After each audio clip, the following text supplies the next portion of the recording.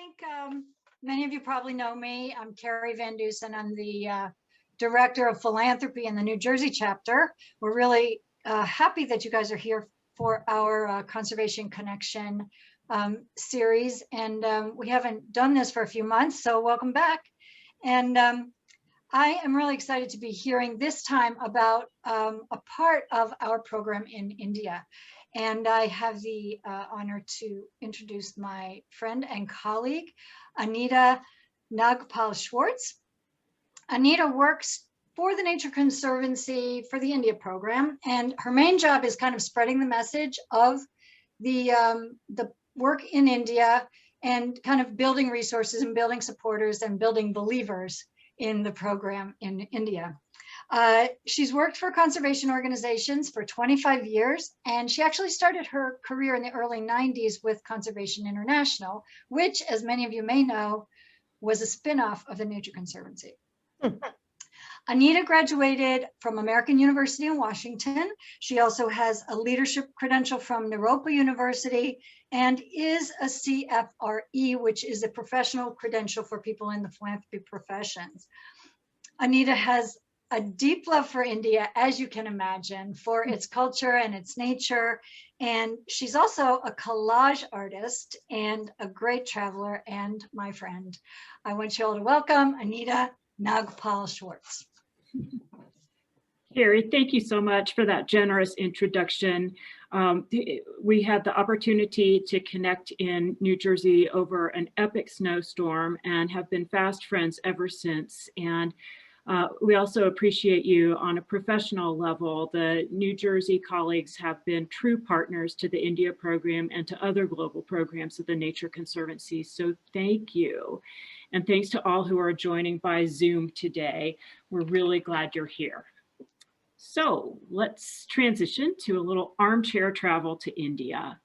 I'm remembering back to a trip I took in October a few years ago, pre-COVID. And when we landed in Delhi after a long flight from Colorado, where I live, we were greeted by haze, hazy skies. You can see gray, orange haze, and that's typical in the fall. The smoke results from some agricultural burning that takes place in the countryside outside of Delhi, and we're going to talk a lot more about that today.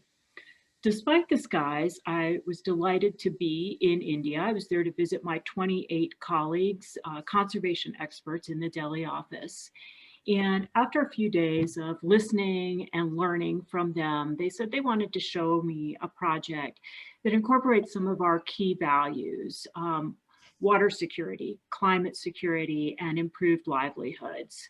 So the next day we boarded a plane to Ludhiana in Northwest India. And when we got there, we didn't stay in the city. We immediately started driving out into the countryside outside of Ludhiana, again, Northwest India. And we're soon surrounded by flat fields of gray and gold, a really beautiful area. Small homes, small farming homes dot the landscape with a few cattle or goats in the front yard. And after some driving, we're even really far into the rural areas by now, we slow and we pull up into this open area. And Rahul, if you'll go to the next slide, you'll see that we are greeted by this enormous orange tent. This is just the outside of the tent. The inside is vast, like circus-sized tent. This orange hulk of a thing feels sort of somehow completely out of place in the middle of nowhere, and yet also strangely right at home. And we're soon greeted by about a dozen farmers. Rahul, you can go to the next slide, and come out to talk with us. And the first thing I'm struck by is the familiarity of their facial features. You see, this is the region where my father was born and grew up, and the land of my ancestors. And seeing these familiar features is so comforting and welcoming to me when I'm really far away from my home in Colorado. As we enter the tent, I am sort of astonished by what's inside. There are several hundred farmers in there, and there is an entire AV crew set up. And they are managing the barrage of sights and sounds that are coming out of 30-foot screens. There's an expanse of 30-foot screens, and they are portraying images of new technology that's available for agriculture in India. This is water saving technology, climate smart technology. And in fact, it's technology that eliminates the need for farmers to burn their fields during the rice to wheat crop rotation in India. And the other thing about this technology that they're offering, it's called the Happy Seeder, is that it helps farmers obey the laws. It's illegal now for farmers to burn their fields, to clear the fields for the next planting. And the Indian government has been super hesitant to impose fines on farmers for a number of reasons, and without there being a viable technology to replace the burning that they do. This viable technology is called the Happy Seeder, and there are several sorts of machines like this available now. This machine can go a long way for clearing the smoky skies there in this Punjab and Haryana area, but also in Delhi itself. And I'm struck at this point about this being the India of today. Environmental issues for sure. India's breadbasket needing to provide an increasing amount of food, need to increase food productivity by 50% by 2050. And all that can be supported by technology. Now, I've thought about those farmers. You'll see them there on that slide. I've thought about them a lot since meeting them, and especially since the farmer protests started in Delhi. You've probably seen the headlines, headlines that are taking up global mastheads. The farmers are concerned. They're worried about their ability to support themselves and their families absent minimum price guarantees for crops like rice and wheat that they depend on for their incomes. Market structures are changing in India. They're opening up in some ways, but there are legitimate concerns that these farmers have about their ability to support themselves absent these minimum price guarantees. So for our work with the Nature Conservancy, we're able to address some of this through our approach to regenerative agriculture, though certainly not all. Our approach incorporates tools like the Happy Seeder that can save water and be climate friendly. And it reduces, with reduced water costs and fertilizer costs and increased crop yield, farmer incomes can go up as a result of our work. And so our work there has attracted the attention of some really prestigious funders like the Bezos Earth Fund and Tata Trusts, which is one of the leading philanthropies in India. Both entities have chosen to make generous commitments to our work, while still realizing that it's going to take a suite of funders to address India's deep need. And with this, I want to introduce my colleague, Tom Eisman, who's going to tell us a lot more about what we're doing in India to address the challenges and provide solutions. Tom is Director of Water Scarcity and Drought Resilience in the Global Program of the Nature Conservancy. He leads TNC's work in water scarce regions around the world, like India, working to protect and restore rivers and wetlands while providing water security for communities and agriculture. Tom has over 2 decades of experience on working on these issues. He has most recently worked for the Western Governors Association and the department and as Principal Deputy Assistant Secretary for Water and Science within the U.S. Department of the Interior. He's led projects on drought and climate adaptation, water infrastructure, the energy-water nexus, and he's co-authored numerous reports. So Tom, you are eminently well qualified. I turn it over to you. You can take it from here. Thank you.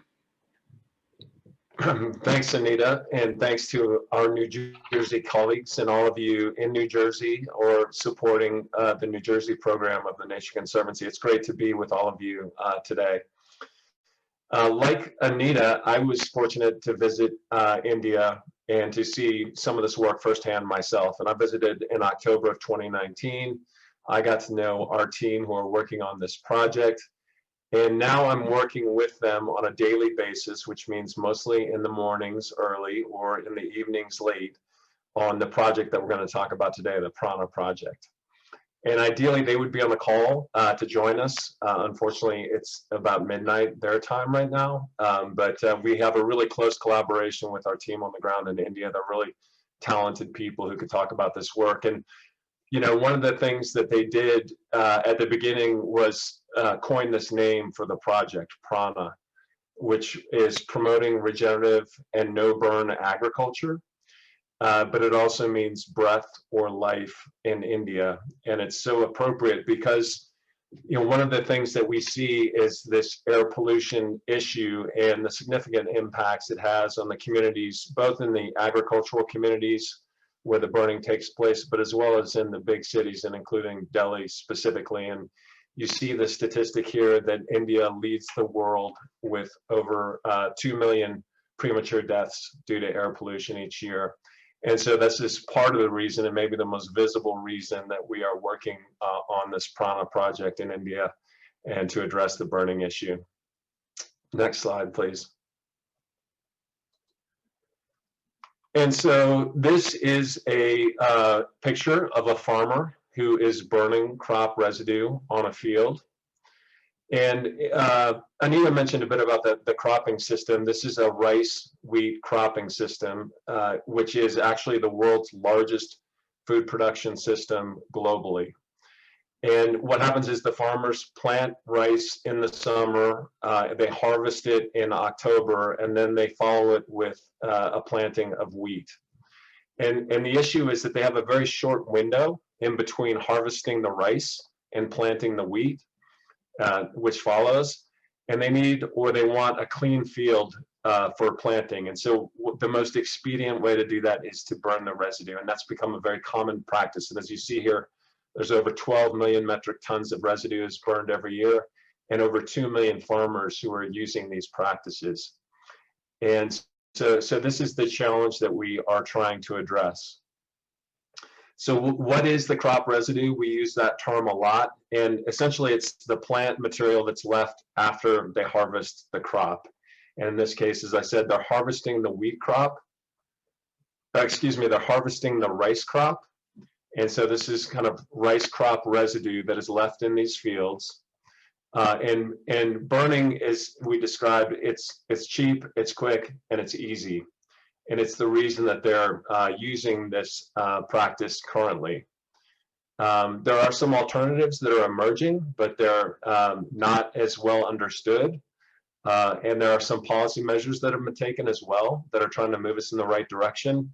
But the key is to really change the practices of farmers, to work with these farmers in these communities to adopt new practices.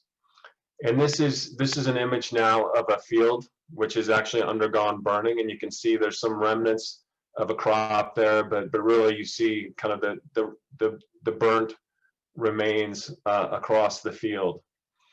And this is causing many issues. I think the most visible, certainly one of the drivers for why we're doing this work is the air pollution, the respiratory issues, the health issues that we see in these communities. But we also know these are greenhouse gas emissions, and as we look at climate change and the need to mitigate climate change, that's a critical reason for us to do this work, and a reason I think we've gotten a lot of support from places like the Bezos Earth Fund. But you also lose soil nutrients, and you cause a deterioration in the soil health and the ability to retain water in the soil. And so these are things that matter to the farmers and the food production as well. So there are a lot of reasons that we want to address the residue burning issue. Next slide, please.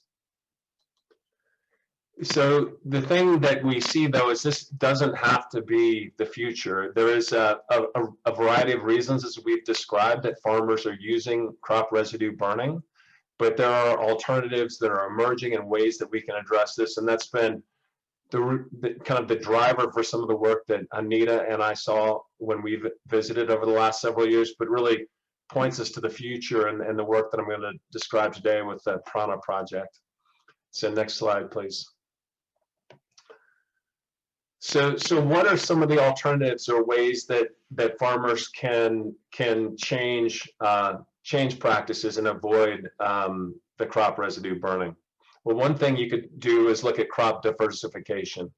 And are there different crop types that maybe you could, for example, harvest the rice earlier so you have a longer window and can use a different residue management practice? Or can you change the patterns of cropping and bring in different kinds of crops rather than always going in this rice wheat system? Is there a different kind of pattern to cropping? And so those are things that we and others are exploring.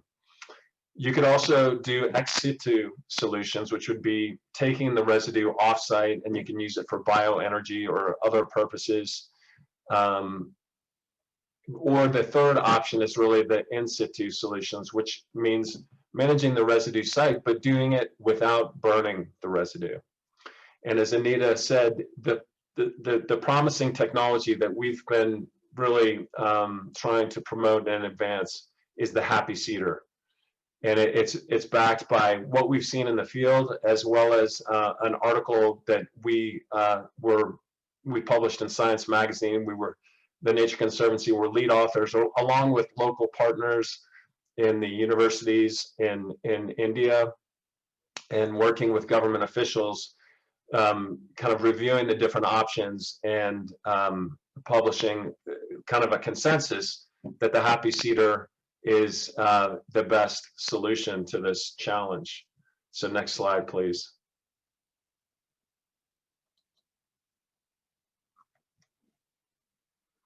And so this is a Happy Seeder.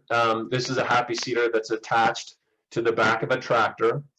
It's a tractor mounted machine. It's the machine in yellow there with the green rail at the back. And it cuts and lifts. This is in a field after the rice harvest, and it cuts and lifts the remaining rice straw, the residue. And then it sows or plants the wheat crop into the soil through the remaining residue. And then it deposits the rice straw over the area as mulch.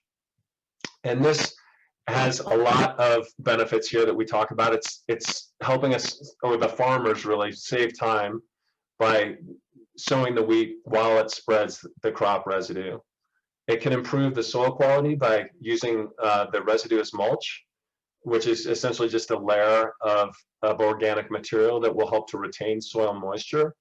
And that in turn helps to save water because it reduces the irrigation needs for the crop. And by the way, one of the main issues here is not just air pollution, but also the depletion of the aquifer in these states. And so by using these practices, we can help to arrest the decline of the aquifer and secure the groundwater aquifer for the community. It's reducing air pollution and climate change. And obviously one of the key things here is it's generating a cost savings for the farmer. And by using the Happy Seeder, we think you can save time and reduce costs and increase the profitability for the farmer. And that's, one of the key things is we're looking at farmer adoption. Obviously, there are a community of farmers, and you need to reach them and speak to them in a way that that promotes or incentivizes the adoption, and the economic incentive is an important one as we look at this challenge. So next slide. And we've been working on this for a couple of years. Anita and I got to see it firsthand. The map on the right is a zoom in on the geography here in the two states, Punjab and Haryana, where we're working. And you can see this is in upper northwest India. And in yellow, you see the districts within these states, and Ludhiana is there, highlighted in yellow as one of the districts where we're working. And we've been working with partners, including the universities and research organizations, some corporations, communications teams, and other funders to begin to the promotion of the Happy Seeder and to work in these communities to lay the groundwork and try to change the practices and avoid the crop residue burning. Next slide, please. And we've made a lot of progress, and we've done a lot. As you see here on this slide, we've reached over 19,000, close to 20,000 farmers with technical assistance on the Happy Seeder. And we've done demonstrations on over 10,000 hectares of land.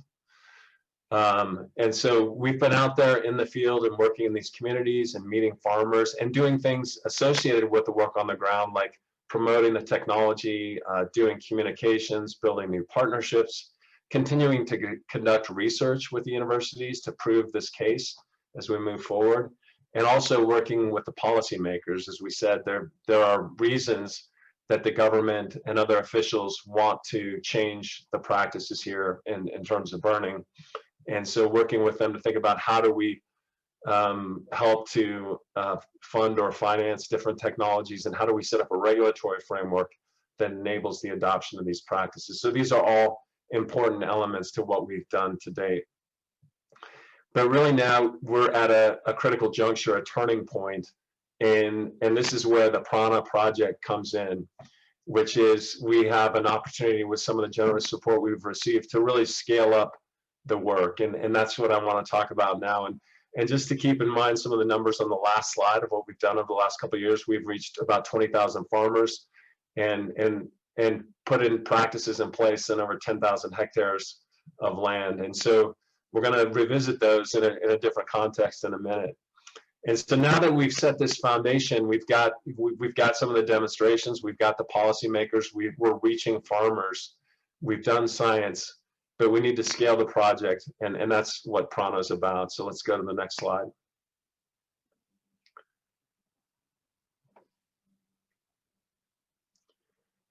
And so I was calling attention to what we've done to date, and really to give some context to what we're committing to do over the next 3 years. And for example, I think I said we've reached about 20,000 farmers.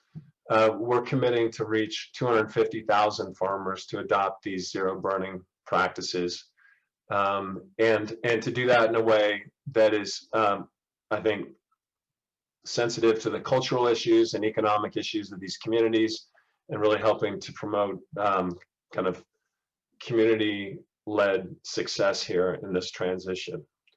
And by doing that, we can help to reduce carbon emissions by 6 million metric tons of carbon equivalent per year.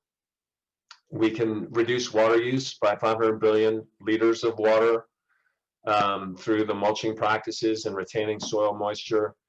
And we're also going to design new financial instruments. And so even though we believe that the Happy Cedar is more profitable for the farmers, we realize there are ways that we can continue to augment the farm economy through this program, and including by designing new financial incentives that could include things like credits for carbon stored in the soil, and getting payments for additional carbon and greenhouse gas mitigation.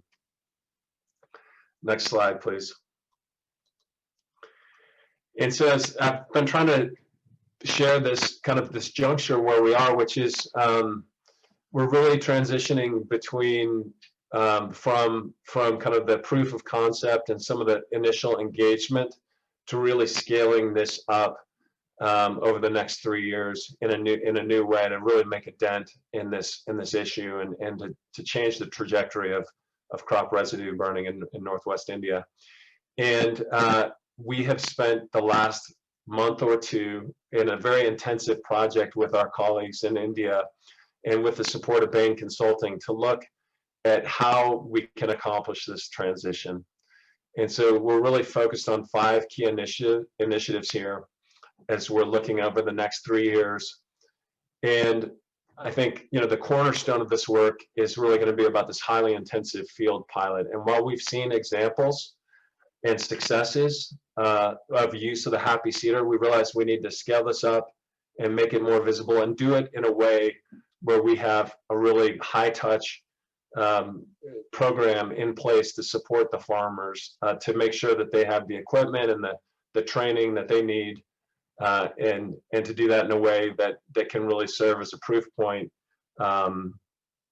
as we move the technology forward.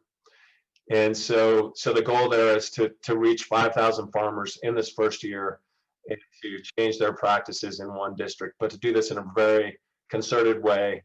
And I'll speak a little more about how we will use that through communications and close monitoring of the success of that pilot to spread the word over time to build support.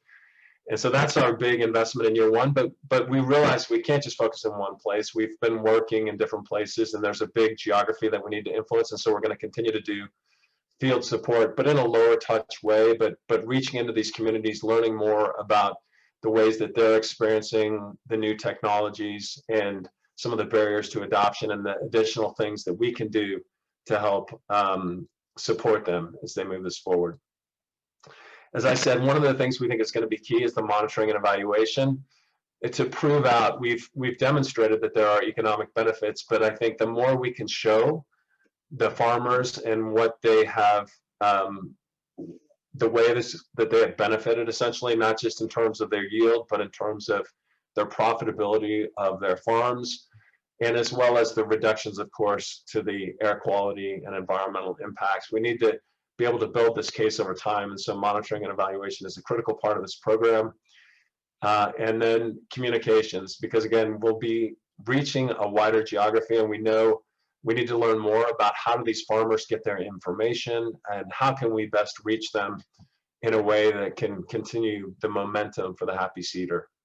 And this is going to take a variety of partnerships and collaborations. The Nature Conservancy, as Anita mentioned, we have 25 or 30 staff there, but we know this is going to take a lot more people and partners to do this work. And so the collaborations and building strong partnerships is going to be a key part of that. And this is a lot of what we're doing right now, this morning, tonight, tomorrow, with the India team. It's really exciting to map this out. So we're in place to work with the farmers during this year's rice planting, rice harvest, and then subsequent wheat planting in a way that we can make these interventions that we want to achieve and avoid crop residue burning. So next slide, please. And I do want to say a bit about what does this mean to the Nature Conservancy more broadly. And I can't remember if I mentioned it at the beginning, but when I visited India in October of 2019, I was joined by our director, our global director for food and water issues, Michael Doan. And this is really a part, he views this project in India as a demonstration of the ways that TNC can work in food production to really transform food production so we can generate conservation benefits and continue to enhance food security for people and human communities. And broadly, we're calling this regenerative food systems, looking at ways that we can shift or pivot food production to accommodate or enhance even the natural environment. And the premise here, and we know this, is that food production is one of the biggest impacts on the landscape. And obviously it's essential, we all eat food, but there are ways that we can do that to reduce the impacts on the land and the ecosystems that depend on it. And so this is a conceptual image, but shows some of the practices that you can use in different food systems.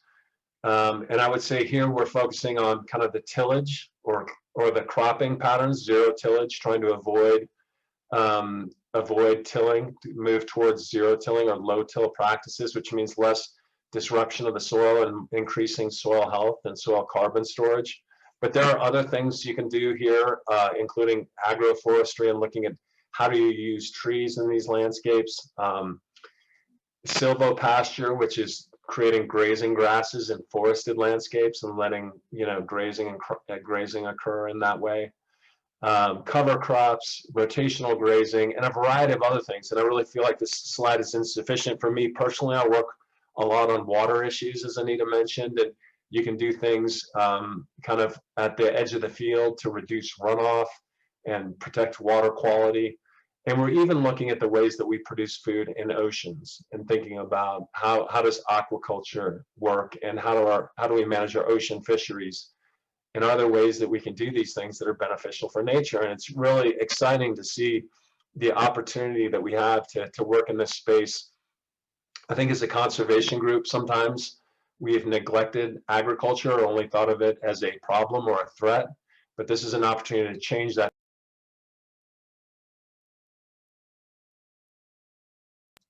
Did I get muted there? Just Am for I one okay? sentence, yes. Okay, good. but it's a change in the way that a conservation group works to really engage with agriculture. They have such a big impact, and I think such an opportunity to at least mitigate some of the negative consequences, but even in some cases to enhance the environment and to enhance the ecosystem and to help advance the Conservancy's mission and interests in biodiversity and species and ecosystems. So next slide, please. And this is just a quick picture. It's not a great picture yet, but it is a picture that illustrates what this looks like for the Nature Conservancy globally. And the underlying, the yellow, blue, and green dots are projects that are kind of fall under this heading of food and water projects around the world. And I've overlaid in the green circles, the kind of transparent green circles, are some of the places that are emerging as critical foodscapes, which we're using that term. It's kind of an intersection of the food system, the food production system, and the landscape or ecosystem. Where are these critical foodscapes where you've got, for example, in India, this critical rice wheat cropping system that is so important to the health of millions of people in India, but is also an opportunity to intervene on behalf of nature, as we're showing through the Prana project. And there are similar foodscapes that are emerging in other parts of the world, including, for example, in North America, in the Chesapeake, which I didn't highlight, unfortunately, the Chesapeake Bay ecosystem, or the Midwest, or in the California Central Valley, but also in Latin America, in Argentina, in the Gran Chaco, or in Africa, and in Kenya, and in China, and the North China Plain, and all of these places, we have teams who are working just the way that we do agriculture in a way that can benefit ecosystems. So this India work is really part of a broader theme for the Nature Conservancy, and it's going to be an important place to demonstrate how can we change practices in a critical food producing region in a way that can benefit nature and people and health. And so we're really excited about this project and excited to have the chance to talk with you about it today. That was my last slide, so I will turn it back to Sue, who I think will help to manage our Q&A and discussion. Thanks. Yes, we have some questions for you, Tom. About how much does the Happy Cedar cost, and how long does it take for a farmer to pay back or break even on that investment? Right. That's a great question. Also, one other part to that question, are Yeah. there loans or other financial tools available for them? Yes, absolutely. I think a Happy Cedar costs around $2,000 US. And one of the things that the government has done is to provide a subsidy to make the equipment more affordable. And so we've seen over the last 2 to 3 years, a big increase in Happy Cedars that are in the field. So the equipment is getting out in the field. There still are implications for the farmers in terms of how to pay for the service and how to get it deployed. The big issue that we're seeing, though, is a mismatch between the supply of Happy Cedars and how they get on the field to do the sowing of the wheat crop. And so that's something that where we need to continue to work. And it might take, you don't just need the equipment, you need to match up the equipment with the farmers and find a way to deliver it and make sure it's still economical in the way that they do their practices. And so that's where we start to look at the financial incentives in different ways to make sure that it works for farmers. Okay, are there large farm owners in the area or farm cooperatives to help you spread the word? Do you have to go to all the small farms? Yeah, well, it is a lot of smallholder farmers, and there are, we've committed to reach 250,000 farmers, and so we're going to have to engage them in a way. But there are definitely community and government institutions that we can use as intermediaries. There are cooperatives and other training organizations that can help us to reach some of these farmers. So it is a combination. In the end, it is an interesting conservation challenge, I would say, because as opposed to some things where you might have kind of a single entity that you're trying to influence, like a government entity, you have to reach a lot of individual farmers. And so it does create a different kind of challenge. And to the extent that we can find those institutions that are there to help, we will. But ultimately, it does get down to changing practices on the ground with these small farmers. Anita, I did want to see if you had anything else to share on that one, and please weigh in. Yeah, so these co-ops are a fundamental part of our plan. With the subsidy that was provided, the cost of the Happy Cedar for co-ops was greatly reduced. And so that's a way that a number of farmers can access the same Happy Cedar or similar crop residue management systems. And one of the things that we're looking at with the subsidy going forward is less on the equipment itself, but on the training of the use of the equipment so that it's used properly, because the proper use of it is what really helps to increase the crop yield, and then they can have better incomes. So the co-ops are really essential, and we're working within those co-ops. And then on the communications practices around that, we have the mobile numbers of a lot of farmers, and we send out communications that way to people about trainings and so on. We have another question. Has India begun to do food waste and agricultural waste composting? You know, I have to admit that has not been my focus, and I wouldn't be the best person to answer that. I think we would have to go to our India team. It does go to some interesting questions that we're grappling with as we think about regenerative food systems and what does that look like, and recognizing, for the Nature Conservancy, not surprisingly, our focus has been on some of the land management and direct agricultural practices, but there is a broader system out there in terms of the way that people consume food, as well as how do they manage or reduce waste. And I would say globally, we're starting to think more about how do we enter those dimensions of the food system. But I don't know exactly where India stands on that front today. So there are a couple of things on that, and it is a great question, and more of that needs to be done, more exploration of that needs to be done. But there are a lot of folks looking at what to do with agricultural waste. Some of it can be reused for energy, and then in terms of food waste, in some ways, India is a country in which not much goes to waste. That's not always the case, but even outside of restaurants with food waste, you see that waste is being fed to whatever animals might be around, whether they're cows or something else. And so, as a country that has such deep need, people are really mindful of using resources pretty wisely. You've referenced regenerative foodscapes around the world. What drew you to India as opposed to other parts of the world where you could implement these strategies? Yeah, well, we've talked about it a bit, but this rice wheat cropping system and the number of people in India who are dependent on this food production system, as you look globally and you think about places where food is produced, this is one of the most visible and most important places globally for food production, for the health of people, and for the kind of the extent and impact it can have. And so we see it as a great opportunity. We've got a fantastic team there who are doing this work, and because it's so critical in so many ways for climate, for health, for the environment, and for food production, it becomes one of the places that, as Michael Doan would look at a map and say, this is a place where the Nature Conservancy needs to be involved. There are other places that have similar characteristics, and those are the ones that we're trying to draw out, which is places that intuitively resonate with people, as we know this is a critical food producing place.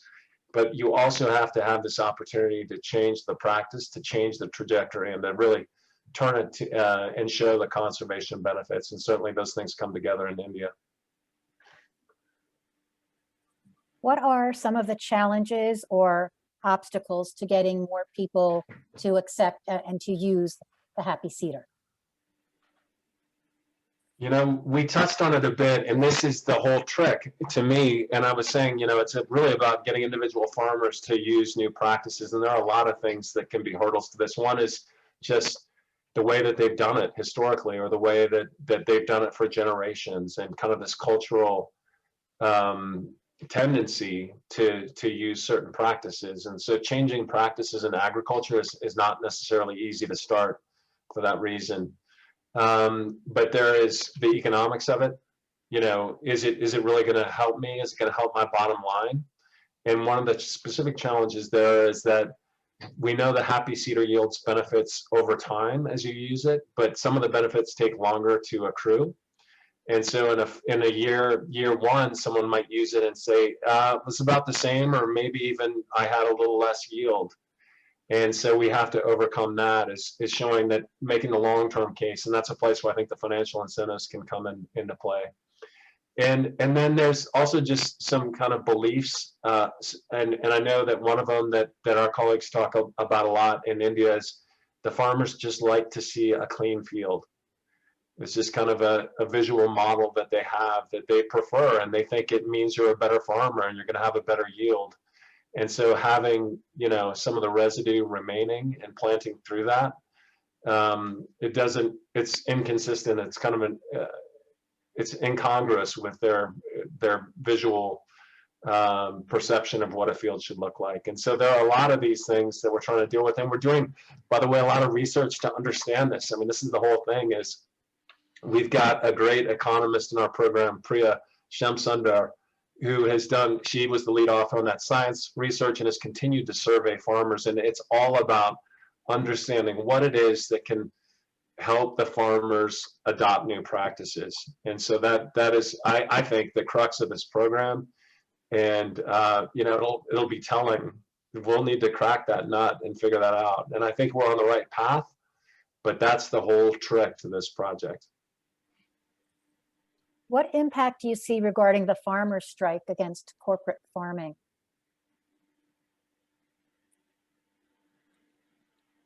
Tom, do you want me to take that one?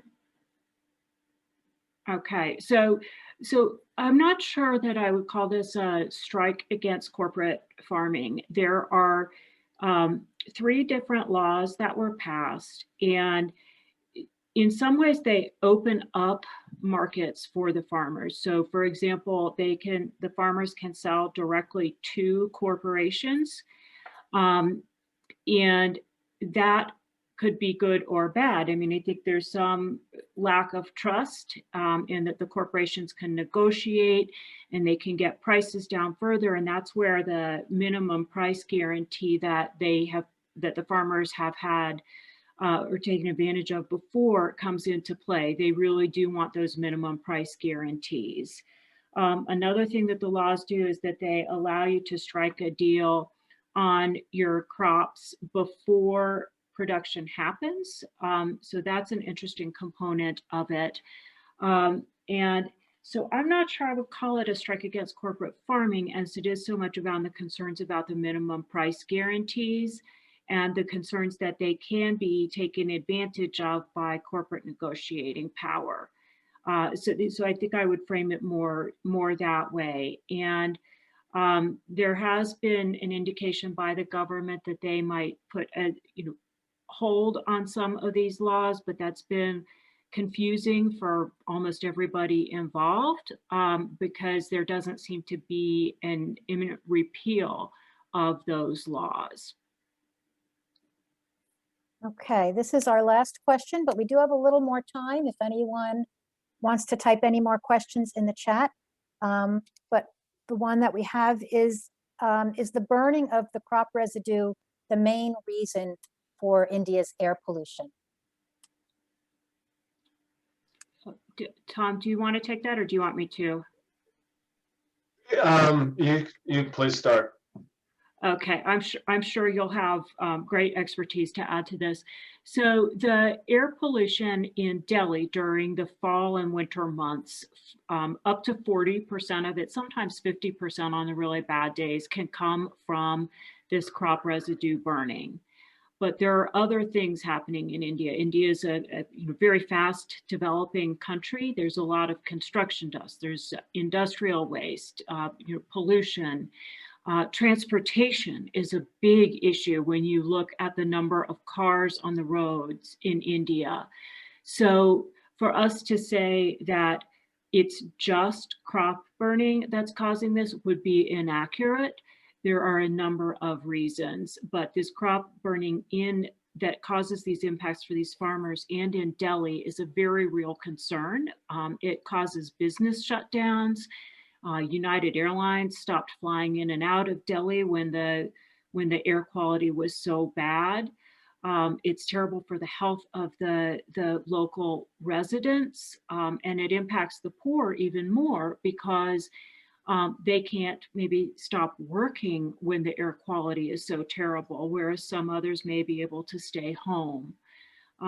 So there's a lot to this. The other thing is that we're very concerned about weakening respiratory systems as a result of this crop residue burning in light of COVID, which is, you think about weakening respiratory systems associated with that. So that could be a real double whammy.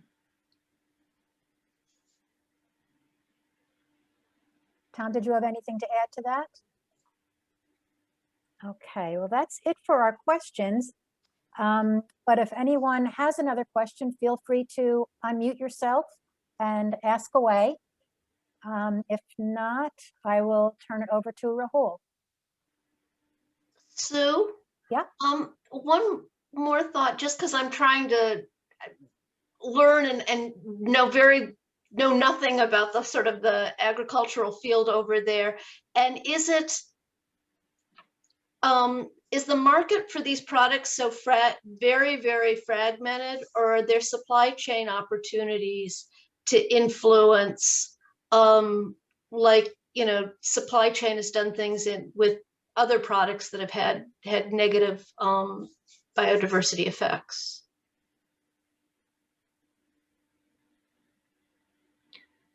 I think it is different in some ways, in particular through the minimum price support system. Okay. And the government role there in managing the crop and the offtake and some of the distribution. That said, I do think there are some opportunities to work certainly with some of the corporate players, some of the people who provide inputs like herbicides or pesticides, or some of the people who provide tractors and equipment. And we have been working with them. I don't know, Anita, that we've done as much with some of the food and beverage companies that might be using these crops, but maybe you could speak more to that. No. Mm-mm. Well, understandable, the market mechanisms are kind of unique. So thank you. Okay, anyone else have? Oh, We go are ahead. beginning to look at the market mechanisms as part of some of our agroforestry work in central India.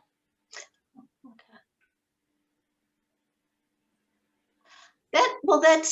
We got, with just 1 minute left, is there work in other parts of the program that are especially exciting that you'd like to tell us about? I can address that. So almost all of our programs are aligned to support the goals of the Indian government, their conservation goals of the Indian government. We're very concerned about water security in India. We're working in Chennai on that issue.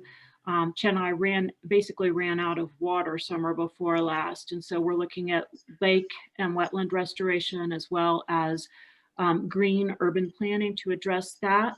One thing I didn't mention as a cause of air pollution in India is energy production itself.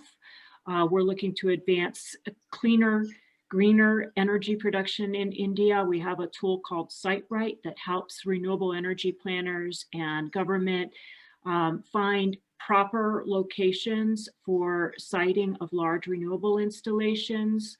Working on livelihoods in central industry through agroforestry and tree planting. We had a wonderful policy success in India. Absolutely phenomenal fiscal transfer, $12 billion based on recommendations we made to the government, we and our partners. And those revenue dollars, tax revenue dollars, go to states that retain their green cover, So that's quite an incentive for people as India tries to meet its ambitious climate goals. Looking to implement India's first water fund. I mean, just on and on. There's a lot that's happening there, and where all of it is also designed to help meet human needs. You cannot work in India without really looking at the people there and making a difference for them. Excellent. Awesome. Well, thank you so much. It's been such a pleasure to be here. Thank you to Anita and Tom and the New Jersey team for the opportunity, and really all of you for the great questions and all you do for conservation and the Nature Conservancy. My name is Rahul Menon. I work in service of the India program from New York, although my apartment in Brooklyn for the last couple of months, or year now, I can't believe it. But if you'd like to learn more about our work, you can see my email address is up on the screen at the moment. But please don't hesitate to reach out to me. I'd love to talk more. Thank you. And then the next Conservation Connection New Jersey event is on climate and conservation policy opportunities, both locally and nationally and globally. So we'd love to see you there on March 17th at 1 p.m. Eastern.